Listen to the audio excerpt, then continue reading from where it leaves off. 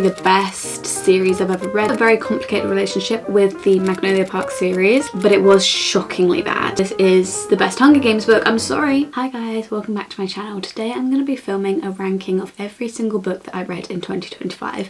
I'm well aware we are now months into 2026 and I still haven't filmed this video, but I'm now getting around to it. I've done so many different videos on all the books that I read in 2025. So if you want to see my other videos of books that I read in 2025 in more in-depth reviews, then you can check out all my wrap-ups. This one is just going to be a quick fire ranking. I've got my tier list here. We've got Never Been Done Before at the top. We've got Shockingly Good, Neither Here Nor There, Not For Me, and Shockingly Bad. I'm hoping there's not too many in that category. I was putting these images in and I honestly couldn't remember reading some of them. I believe there's 66 books in here. I'm pretty sure there should be. Anyway, I read 66 books in 2025. They never upload in the order that you put them in. I always put them in the order that I read them, and then I think they put them in like alphabetical order based on what the file name is on your laptop or something. First of all, we have Red Rising. If someone was to ask me, I would say it's a good book. Am I going to continue the series? I don't know. I don't know if it was for me, but I don't know if it was like lowly rated enough to put it in the not for me section. I think it's more neither here nor there. I liked it, it was good. I don't know if I've thought about it that much since I've read it, and I don't know if I will continue the series, so I'm going to put it there. Now we've got A Month in the Country. Again, I think I would say this is neither here nor there. I read this because me and my boyfriend swap books sometimes when we go on holiday, and he gave me this one and Into the Wild, and this one was just like a really short one, so he gave me two. And basically it just follows this man who gets a job doing up, is it a church? I can't really remember. He spends a month doing that in the country. His older self looking back on that time and thinking how amazing of a time it was and how he didn't appreciate it in the moment and how he's never going to have a time that was as good as that. And it's also really atmospheric because it's very like autumnal when you get like the country atmosphere. So I did really enjoy it, but it's just a very short book, and so I think for that short of a book it's always going to be neither here nor there for me. Then we've got a novel love story by Ashley Poston. This one is such an amazing concept. I don't think it was executed in the most amazing way. Gets transported into the set of her favourite book with all the characters and everything, and she gets to know everyone there, and it sounds like it should be a really good plot, but I just don't know if I enjoyed it that much. I'm going to put neither here nor there again. I do like to put these in order of how much I enjoyed them, so I'd probably put it here. Then we've got Atmosphere by Taylor Jenkins Reid.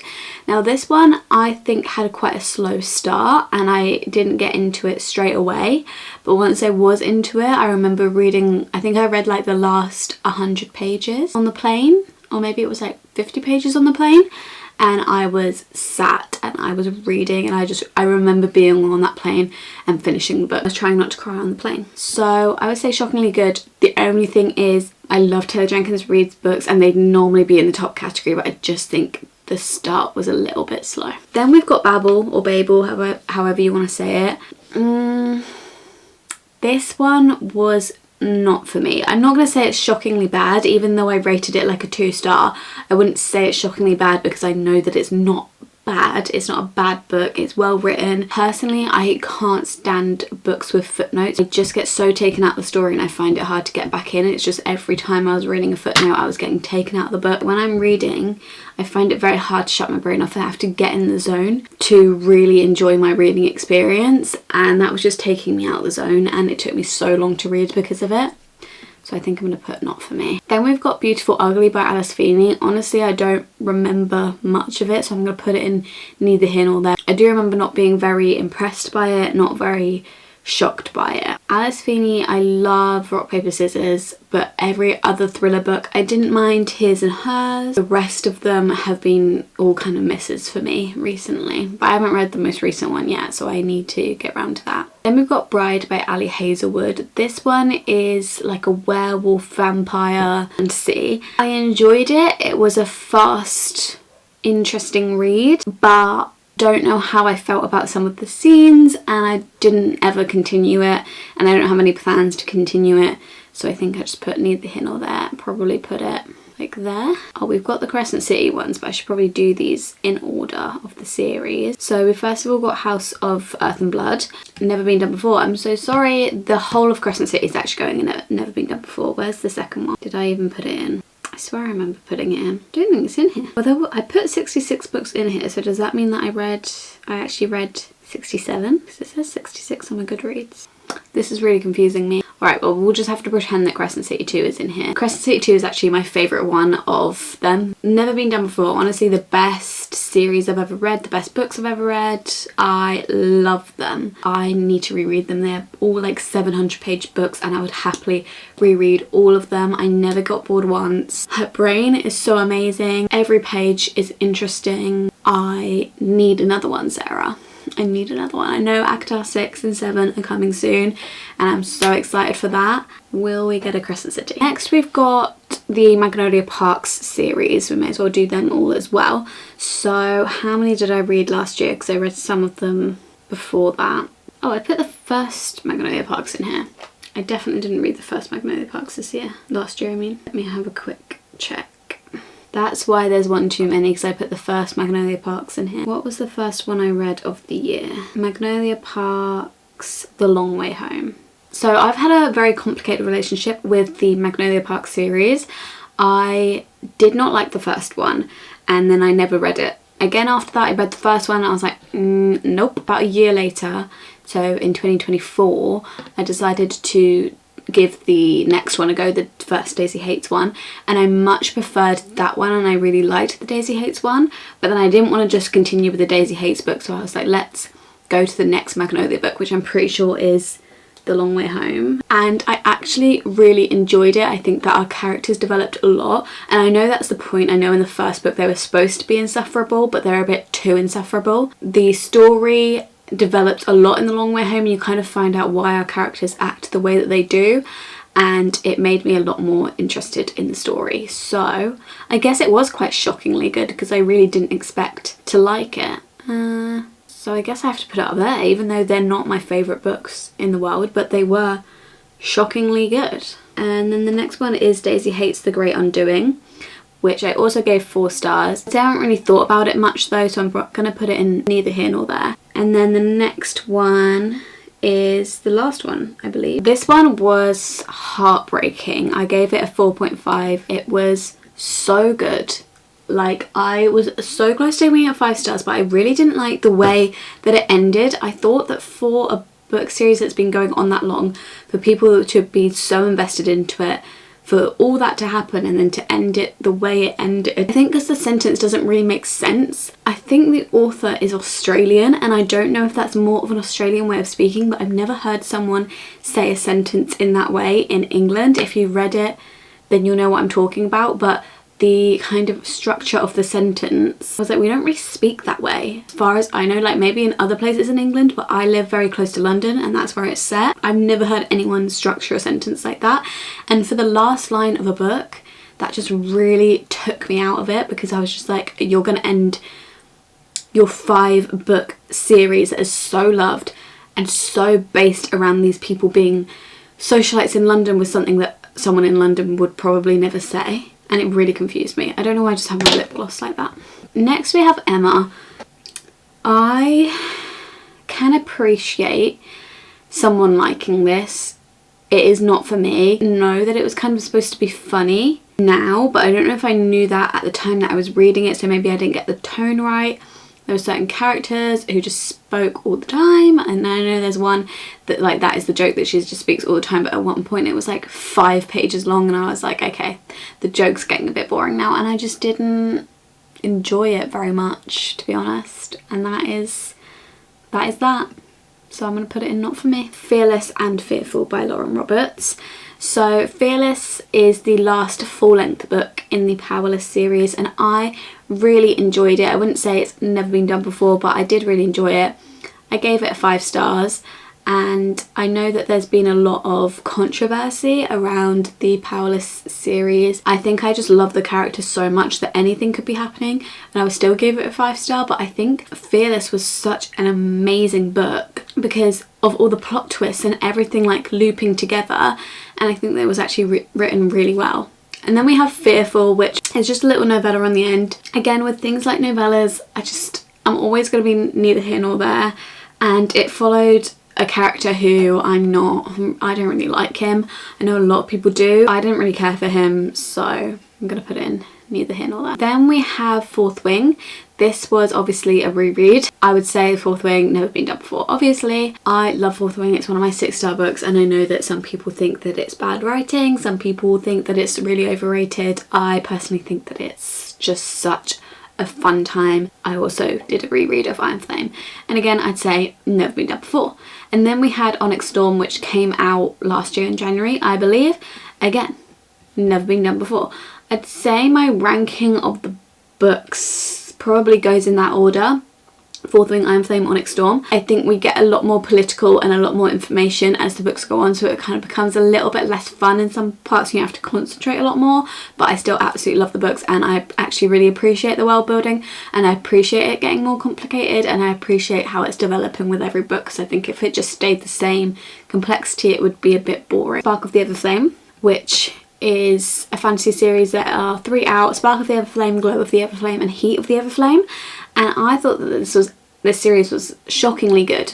I have not found a fantasy series this year that I have enjoyed, really. I just think that a lot of them are very tropey. And this one I thought actually had a very well developed plot, a well developed magic system, developed characters, and it wasn't just relying on tropes or people comparing it to other famous books to get it to be massive. Spark of the Everflame was my favourite, then Glow of the Everflame, and then Heat of the Everflame. I think Heat of the Everflame was too long. Kind of lost it a little bit, and it was so long, and I feel like so much could have been cut out, and there was a few lulls in the book, whereas in the other ones it had my attention all throughout. I still can't wait for the next one. I don't know when that's coming out. Then we had a new Emily Henry book, which is Great Big Beautiful Life. So many people had issues with Great Big Beautiful Life. I don't know why.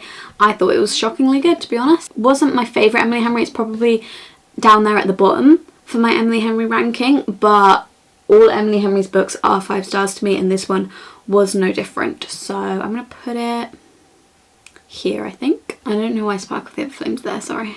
I meant to put it there. Okay, then we've got Half a Soul, which is just a short little fantasy book. I'd been recommended it. It is a fantasy series. I never continued the series because I haven't heard very good things about the rest of the series, but I was recommended this one. I still don't really think that I would continue the series even if I was recommended the rest of the series. A good book. It is nothing that I remember. It's nothing to write home about.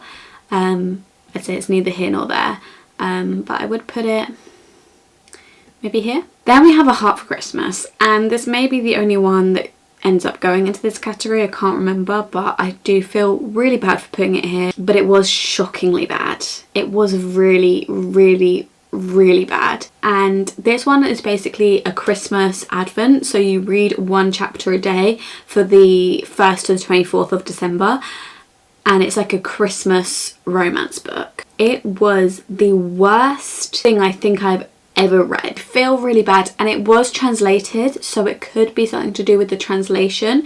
There are a lot of like cringe lines, but I'm thinking maybe I could pass some of it off as translation and give the author the benefit of the doubt, but I don't think I'll ever be reading anything by this author again, or trusting a Christmas advent again, because it was obviously just a gimmick. Then I read Heavenly Bodies. This one I thought was quite bad. Not for me. I have seen so many people rate this book so highly, and I really don't understand the hype around it at all, especially with the second book coming out now. I'm seeing so many people talk about it, and I just thought that it was one of those tropey fantasies that rely on being compared to other books. I'm sorry. Then we've got How to Kill Your Family. Again, I'd probably say not for me. I did enjoy it. I'd be interested in reading other things by Bella Mackie, but I think I went in with the wrong expectations. I was expecting more of a Good Girl's Guide to Murder thing where you root for the main character, but the main character was actually quite unlikable. So I just think I had the wrong expectations. Then we have Into the Wild. This was, do I put it in Never Been Done Before or Shockingly Good? I think it's got to go in Never Been Done Before. I loved this book, and I don't really understand quite why. And I think that that is even more amazing when you go into a book and you're like, well, this is never going to be 5 stars, and then it is 5 stars and you're just like, I don't really understand why. I even watched the film, you know, I really enjoyed it because I'm really bad at watching films and series of books. Yeah, and especially because it's kind of like non-fiction. Well, it is non-fiction. That's crazy for me. Just Last Night by Varian McFarlane. I really enjoyed this. I wouldn't say it was shockingly good though, because I would say I don't really think about it very much, but I did really enjoy it. I'd probably put it here. It was funny, it was heartbreaking, it was emotional, it was intriguing, but yeah, I don't really remember too much about it. It was a Cruel Prince series, but I read The Cruel Prince in 2024. So the first Cruel Prince book I read in 2025 was the novella, which was The Lost Sisters. Again, it's just neither here nor there. It's just a little tiny novella about the 2 sisters from the first book. And it's like 30 pages long. Then I read The Wicked King. I Fear Is Going and Never Been Done Before. I loved it. I think maybe there. It was incredible. I have never been so addicted to a book, like especially one not on my Kindle. Like, you know, if I've got a physical book and I'm just reading it constantly, anywhere I go, when I'm brushing my teeth, everything, I'm not just like holding a light little thing. I'm literally got my paperback out.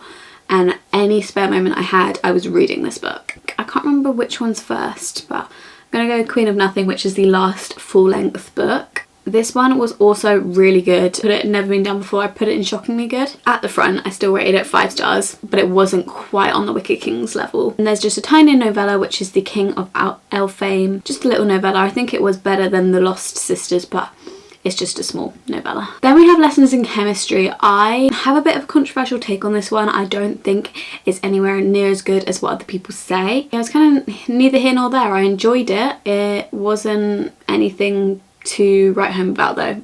Then we have Lost and Lassoed and this whole series. I think I must have read Done and Dusted last year. Swift and Saddled. Neither here nor there. Nothing that I remember. Again, nothing to write home about. It's just a little cowboy romance. It was fun.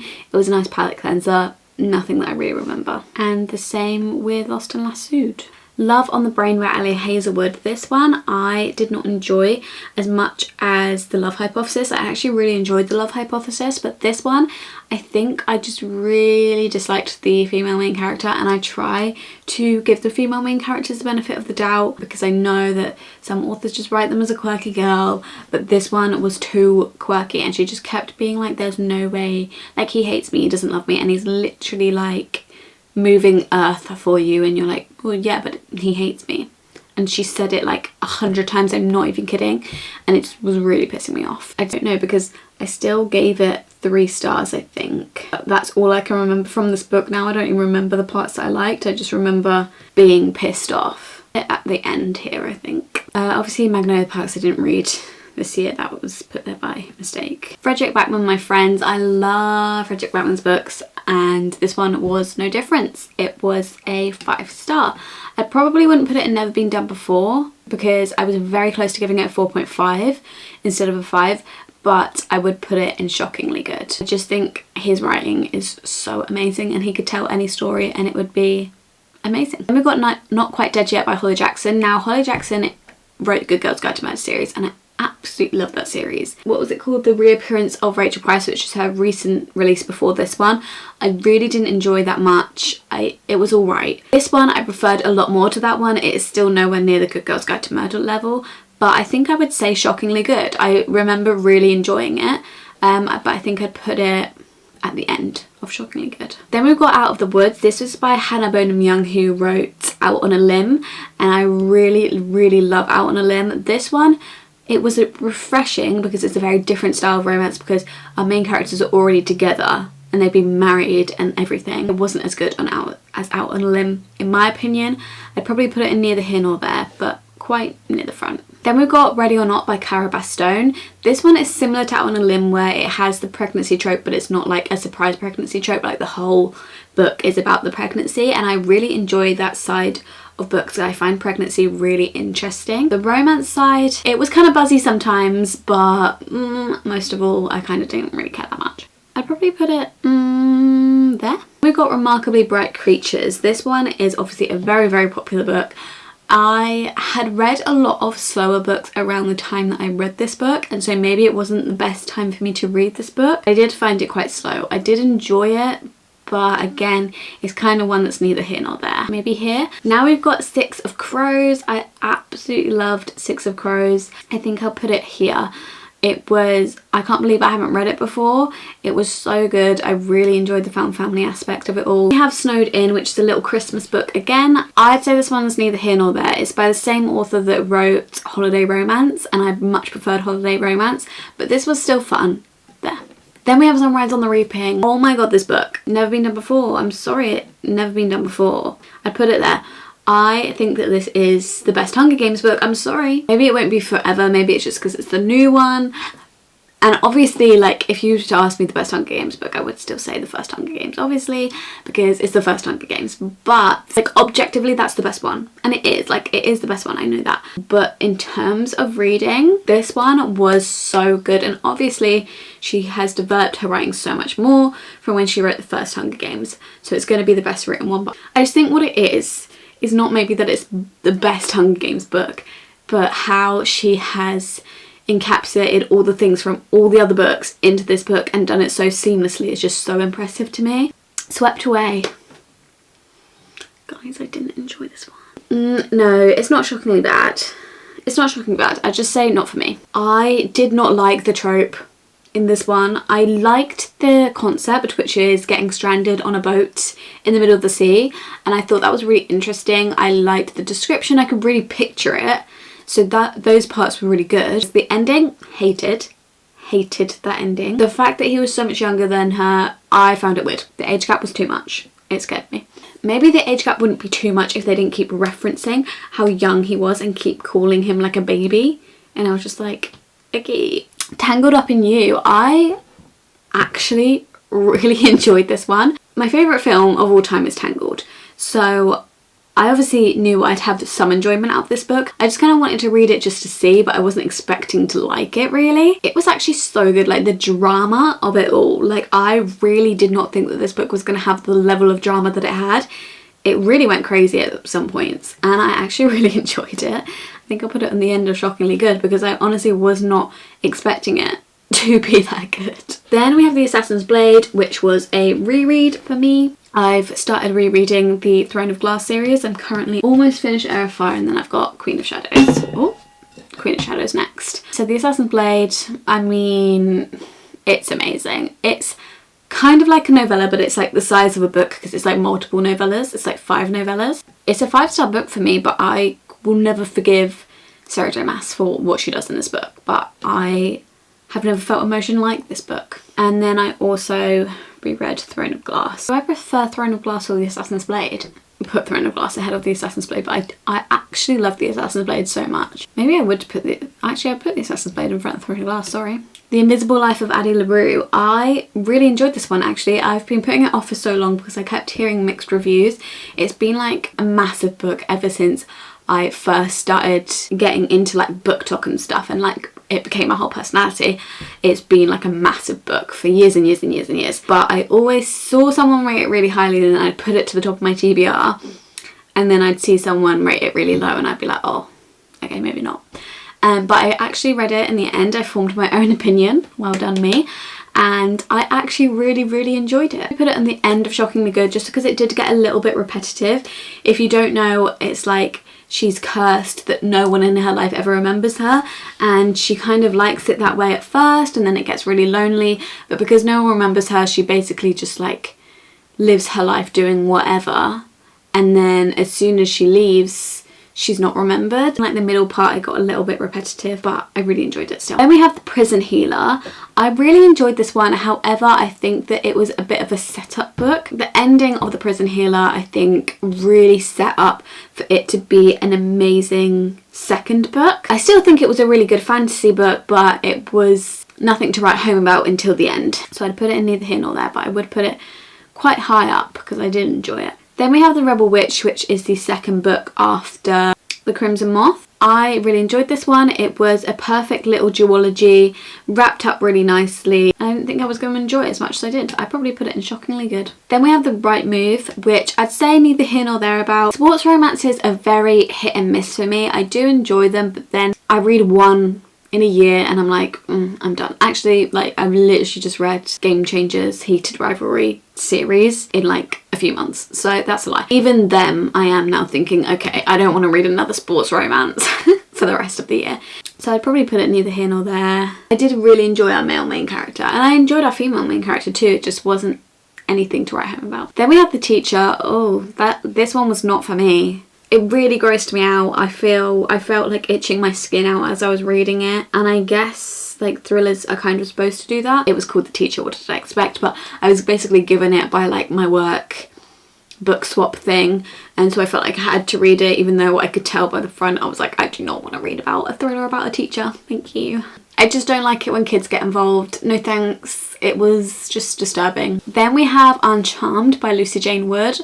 I love these books. They are not talked about enough. The Rewitch series by Lucy Jane Wood. Oh my god, like I started reading these books because I used to watch Lucy Jane Wood when she was a YouTuber. I don't know if she still is a YouTuber, but I used to watch her when I was younger. Not that much younger, I'm not calling her old. 4 or 5 years ago, I used to watch her all the time, and then I went into the bookshop and I saw her name on a book and I was like, I recognise that name, and I realised that she came out with a book, which is so amazing. And it was amazing, and I hear like no one speaking about it, and they're absolutely amazing books. I put this in shockingly good, probably there. It's like found family, cutesy, witchy, cozy vibes. Then we've got Us Against You by Frederick Backman. Chef's Kiss. I love Frederick Backman. I didn't give it a 5-star. Close. I'd probably put it maybe there. I just love all his books, and I need to read The Winners. That is on my list. Then we have Watch Me by Tahira Mafi. Now this one I was really concerned about, because it's a spin-off of Shatter Me, and sometimes I think just leave a good thing alone. But this one I actually did enjoy. I'd say I'm neither here nor there about it. I don't know if I'll continue the series, but it was alright. Then we got Wild Duck Shore. This one is everyone's hyperfixation book at the moment. It got massive, and I read it at the end of last year. It was my last book of the year.